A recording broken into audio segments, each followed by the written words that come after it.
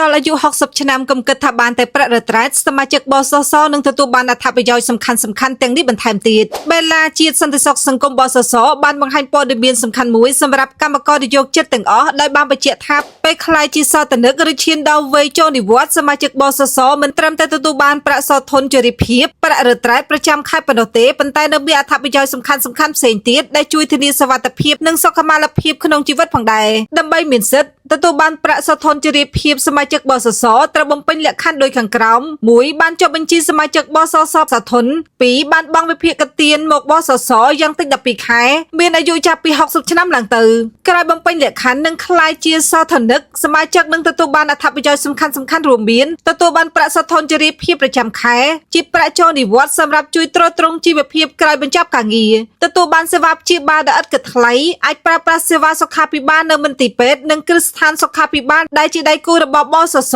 ដោយមិនបង់ថ្លៃទទួលបានប្រាក់វិភោគបូជាសពនៅក្នុងករណីសតនិកទទួលមរណភាពគ្រួសារនឹងទទួលបានប្រាក់សម្រាប់រៀបចំពិធីបុណ្យសពគ្រួសារនឹងទទួលបានប្រាក់សោធនឧត្តរទេវីបើសតនិកទទួលមរណភាពប្តីឬប្រពន្ធនិងកូនក្នុងបន្ទប់នឹងទទួលបានប្រាក់សោធនឧត្តរទេវីស្មើនឹង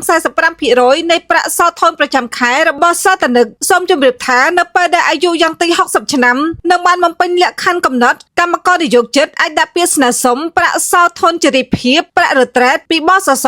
សម្រាប់ព័ត៌មានបន្ថែមទំនាក់ទំនងទៅកាន់លេខ 1297 ឬ 1286